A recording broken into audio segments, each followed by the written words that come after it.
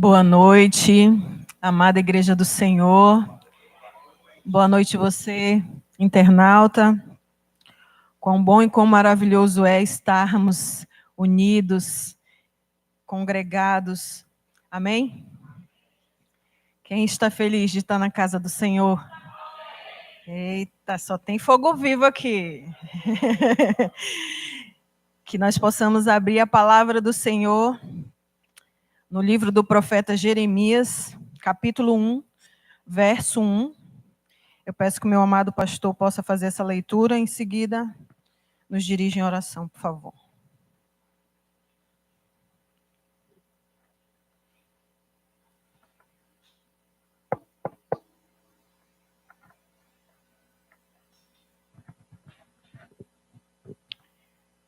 Palavra de Jeremias, filho de Ilquias, um dos sacerdotes que estavam em Anatote, na terra de Benjamim.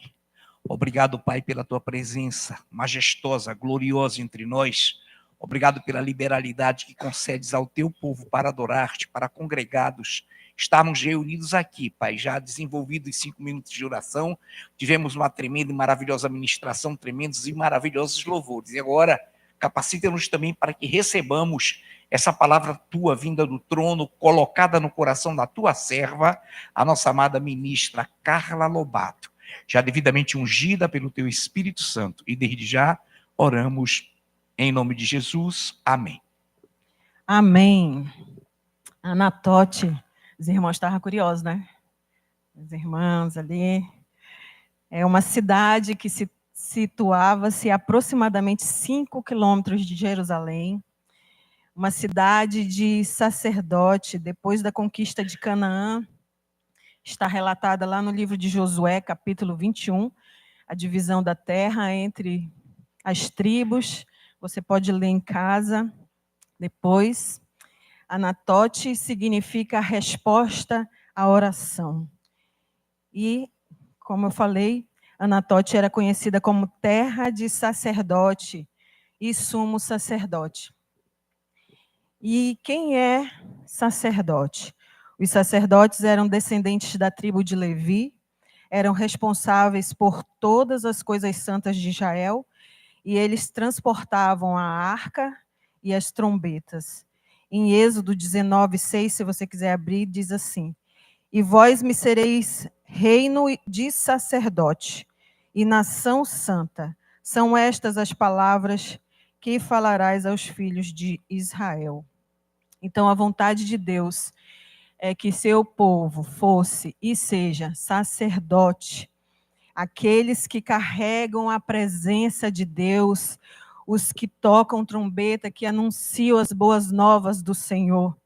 E na terra de Anatote havia sumo sacerdote que supervisionava e dirigia o povo, assim como nós temos também nossa liderança, nossos pastores, nessa função de sumo sacerdote que nos dirige, que nos direciona, que nos conduz. Isso é uma graça de Deus, uma bênção do Senhor.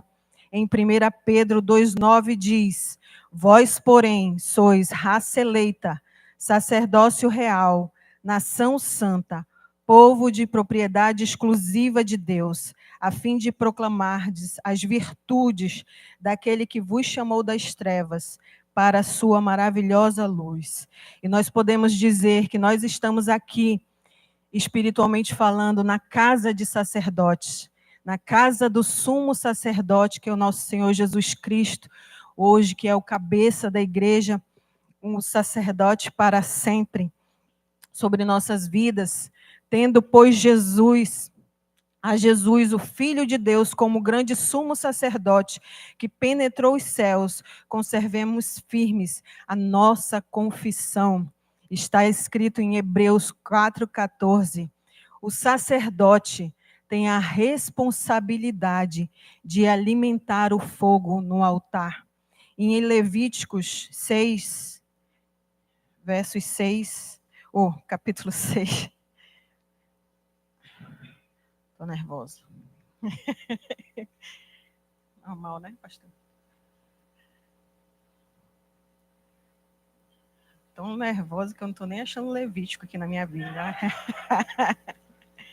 Socorro, Anderson. Levítico 6. Levítico 6, 12. De 12 a 13. Estou emocionada. De 12 a 13, ministra. Achei. Amém. Isso. Glória isso, a Deus. meu amado. Achei. O fogo, pois, sempre arderá sobre o altar, não se apagará, mas o sacerdote acenderá lenha nele cada manhã, e sobre ele porá em ordem o holocausto, e sobre ele queimará a gordura das ofertas pacíficas. O fogo arderá continuamente sobre o altar, não se apagará. Glória a Deus. Então, o altar simboliza o lugar de encontro com Deus, lugar de entrega total, conserto, sacrifício. Sem isso, não há fogo. Querida e amada igreja do Senhor, nós somos sacerdotes que amamos o Senhor com todo o nosso coração, com toda a nossa força. Amém? Por isso não medimos esforços, temos prazer em sacrificar, temos prazer em colocar lenha no altar, temos prazer em estar na casa do Senhor, temos prazer em louvar, em oferecer sacrifícios agradáveis a Deus. Essa é a maior glória do sacerdote, estar na presença do Senhor, queimando, ardendo pela sua presença continuamente. Temos o prazer de oferecer o nosso louvor, oferecer ações de graça por aquele que nos salvou, que nos amou. Amamos estar congregados, oferecendo nossas orações e súplicas diante do altar do Senhor. Corações derramados, contritos, porque nós sabemos que o Senhor não despreza os nossos corações derramados em sua presença, amém? Como sacerdote, nós entendemos a importância de ter fogo no altar. E costumamos dizer, né, de uma forma geral, que o meu coração é grande, sempre cabe mais um. Mas a proposta do Senhor é: filho meu, dá-me teu coração. Não é uma parte, é por inteiro, é total, é primazia, é primícia, é primeiro lugar. Me lembrei do pastor Wilson Santos, que cantava Jesus. Ele canta, né? Morreu não, né? Tu és o primeiro, o número 1, que é digno do meu louvor. Não vou cantar todo, mas é um louvor glorioso, né? Louvores antigos que tocam a nossa alma, né? Nós vivemos uma geração de louvores triunfalistas, que o homem é colocado no centro e o Senhor é diminuído. Mas ainda há louvores que exaltam e glorificam o nome do Senhor. E hoje nós vivemos esse tempo de grande apostasia, de grande corrupção, de sacerdotes se despindo de suas vestes, corrompendo seus altares. E claro que eu falo isso, a igreja de uma forma geral, não estou me referindo à noiva do Cordeiro. Esta é separada, esta está com as suas vestes lavadas, está ansiando pela vinda do Senhor, amém? Então, nós vivemos diante de um cenário triste, terrível, mas é necessário, porque breve nós estamos voltando para casa. Jeremias 32, versículo 32 e 35 diz assim: por causa de toda a maldade que fizeram os filhos de Israel e os filhos de Judá para me provocarem a ira, eles, os seus reis, os seus príncipes, os seus sacerdotes e os seus profetas, como também os homens de Judá e moradores de Jerusalém, viraram-me as costas e não o rosto. Ainda que eu, começando de madrugada, os ensinava, eles não deram ouvidos para receberem a advertência. Antes puseram as suas abominações na casa que se chama pelo meu nome, para profanarem. Edificaram os altos de Baal, que estão no vale do filho de Rimom, para queimarem os seus filhos e as suas filhas a Moloque, o que nunca lhes ordenei, nem me passou pela mente, fizessem tal abominação para fazerem pecar a Judá. Vivemos essa geração. E Jeremias aqui é uma resposta de Deus, o Senhor dando uma resposta a Jeremias. É um profeta que viveu num tempo muito difícil, conhecido como profeta chorão, né? Profeta das lamentações. E nós estamos vendo aqui o que o Senhor está dizendo que estava acontecendo em Anatote, terra que era para ser de sacerdotes, de homens separados, consagrados. E nós estamos diante de altares que estão se tornando palco de show gospel, é o mundo gospel, né? Sacerdotes, como eu disse, despidos de suas vestes, a mesa do Senhor está sendo desprezada. Então, querida igreja, nós que vivemos nesses dias, nós estamos vendo, muitos aceitam bem a palavra do consolo, da edificação, mas recebem a exortação como ofensa. A verdade se tornou dura demais. E cada culto, o sumo sacerdote, o nosso Senhor Jesus Cristo, nos prepara uma mesa. Você tem essa visão quando vem para a casa do Senhor? Nos prepara um banquete, né? E eu estou aqui só como serviçal do Senhor para servir. Então, e a pergunta é, como nós estamos nos assentando à mesa? Como nós estamos nos alimentando? Tem pessoas que passam anos ofendidas, irmãos, que recebem palavras ministradas pelos ministros que sobem aqui como ofensa. E, para ilustrar, eu vou contar uma história que me veio à mente. Eu tinha 10 anos de idade, era uma criança, e a minha avó tinha um hábito. Toda semana ela visitava uma comadre, né? Naquele tempo, amiga era comadre. E a orientação, quando eu ia com ela, era que se me oferecesse alguma coisa, eu deveria aceitar e comer tudo.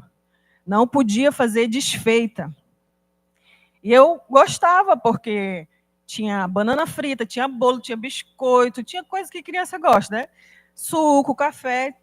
Só que um dia nós fomos na casa de uma comadre, e o quintal dela cheio de frutas, e aí ela estava colhendo o genipapo.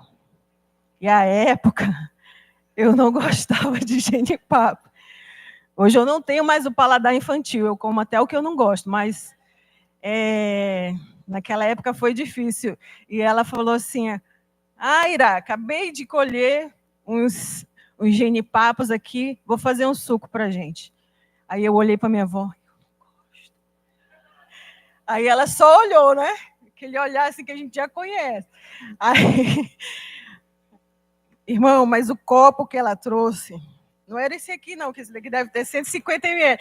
Ela trouxe aquele copão de 500 ml, assim. Vou até beber aqui. Pingou até no meu óculos. Ó, aí me deu um desespero, porque assim, né? Se eu botasse para fora aquilo. Aí eu fiquei pensando, eu falei assim, eu prendi minha respiração e tomei de uma vez. Ela olhou e ela falou assim, olha, a Carla gosta de suco de genipapo. Encheu de novo. Irmãos, eu fiquei desesperada. E aí eu pedi para ir no banheiro, fui no banheiro, lavei minha boca, aí eu vi o creme dental lá, enfiei na minha boca, passei um monte de creme dental e voltei lá para a mesa. Aí eu falei, se eu tomar tudo de uma vez, ela vai encher meu copo de novo. E aí eu fiquei tomando de pouquinho e segurando, né, que vinha aquele negócio. E voltava, e voltava, e eu falei assim, meu Deus do céu, me ajuda. Então, Muitas vezes nós vem palavras duras para as nossas vidas, mas nós não devemos fazer desfeita ao Senhor. Não devemos receber a palavra do Senhor como ofensa.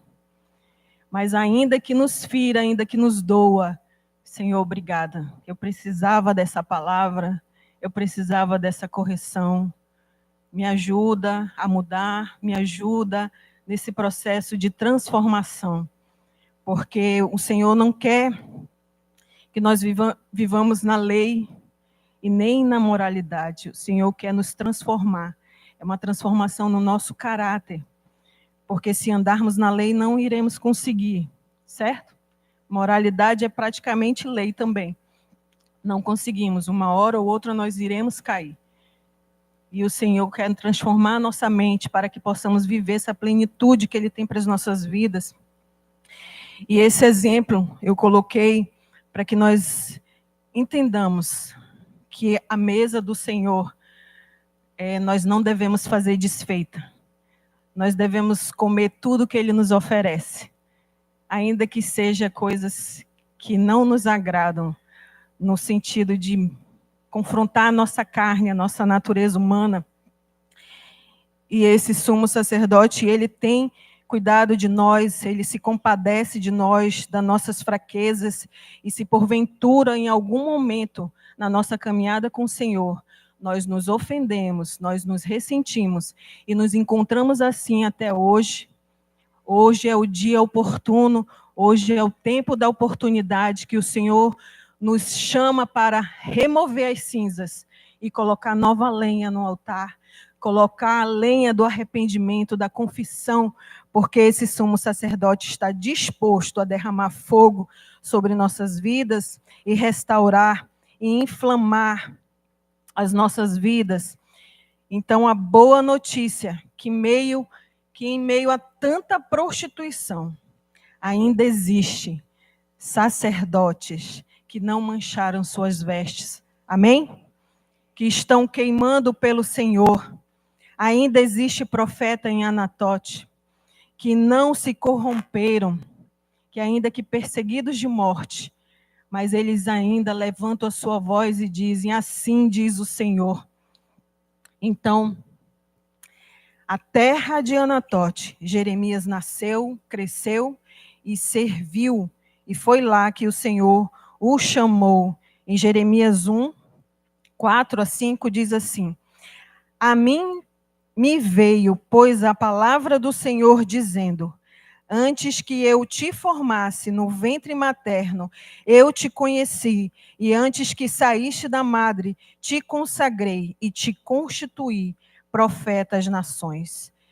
Jeremias significa aquele a quem Jeová nomeou. Assim como Jeremias, nós também fomos formados pelo Senhor. Amém? Foi Ele que nos criou, que nos formou no ventre de nossa mãe, como aquele que o Senhor nomeou, com um propósito. Ele nos chamou segundo a sua vontade. Então, nós não estamos aqui vivos até hoje por um acaso. Nós não somos obra do acaso, nós não somos obras de uma explosão. Nós fomos formados pelas mãos de um Deus todo-poderoso. E Ele não criou nenhum Zé Ninguém, amém? Então, a resposta de Jeremias foi, no verso 6, ah, Senhor Jeová, eis que não sei falar, porque sou uma criança. O propósito de Deus sempre será maior do que a nossa capacidade, porque a glória, o poder é dele, e a Ele a honra e todo louvor. Não é porque nós somos capazes, não é porque nós somos eloquentes, não é porque nós temos diploma, não é porque nós temos muita inteligência, mas é porque o Senhor nos capacita. Quando Ele chama, Ele capacita, mas aquele que nos confirma convosco em Cristo e nos ungiu é Deus, que também nos selou e nos deu o penhor do Espírito em nosso coração. 2 Coríntios 1, 21 a 22. Que sejamos inflamados pelo Senhor, como sua boca nesta geração. Jeremias 1,9 diz: depois estendeu o Senhor a mão e tocou-me a boca, e o Senhor me disse: eis que ponho na tua boca as minhas palavras. A mão do Senhor indica poder, meios, capacitação. O Senhor dá direito de posse, força, para que nós possamos cumprir o seu propósito em nossas vidas. O mesmo Deus que nos forma, é o mesmo Deus que nos nomeia e capacita para cumprir o seu chamado, para cumprir o seu propósito. Deus Todo-Poderoso. Não fostes vós que escolhestes a mim, pelo contrário, eu vos escolhi, a vós outros, e vos designei para que vades e deis frutos, e o vosso fruto permaneça. Continuando em Jeremias 32:8. Minha pastora pode ler?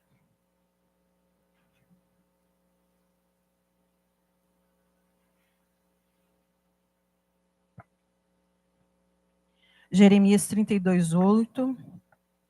Veio, pois, a mim, segundo a palavra do Senhor, Ananel, filho do meu tio, ao pátio da guarda, e me disse: compra agora o meu campo que está em Anatote, na terra de Benjamim, porque teu é o direito de posse e de resgate. Compra-o.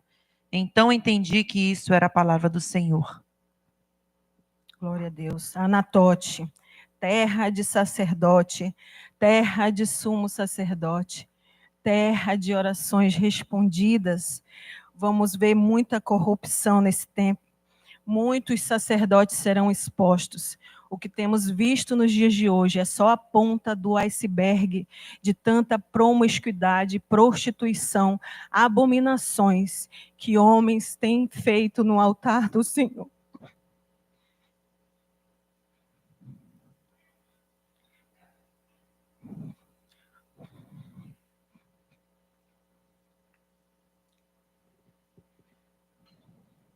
Homens que construíram bezerros de ouro, que estão corrompidos, sacrificando crianças de formas terríveis e abomináveis ao Senhor.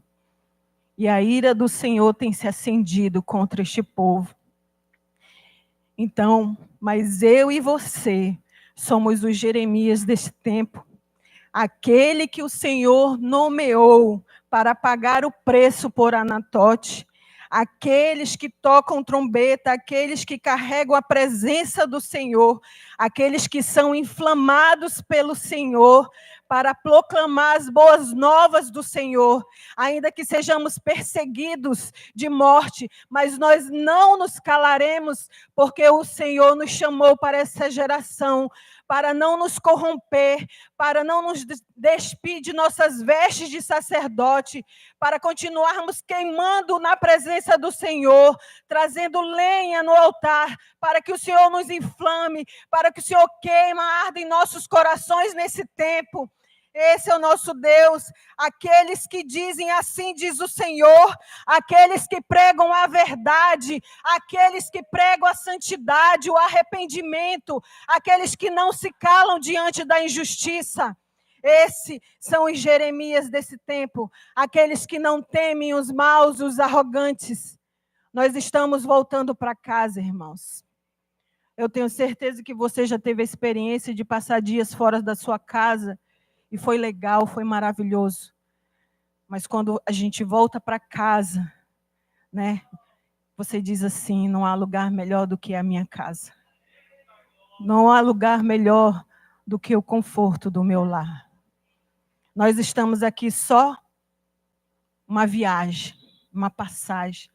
Vamos conhecer coisas maravilhosas, vamos desfrutar de coisas maravilhosas, de bênçãos do Senhor. Seremos perseguidos também, glória a Deus. Mas haverá o dia que nós voltaremos para casa. E nós chegaremos lá e, com certeza, nós diremos, não há lugar melhor do que voltar para casa. voltar para os braços do Pai. Amém? Essa é a palavra que o Senhor ministrou no coração.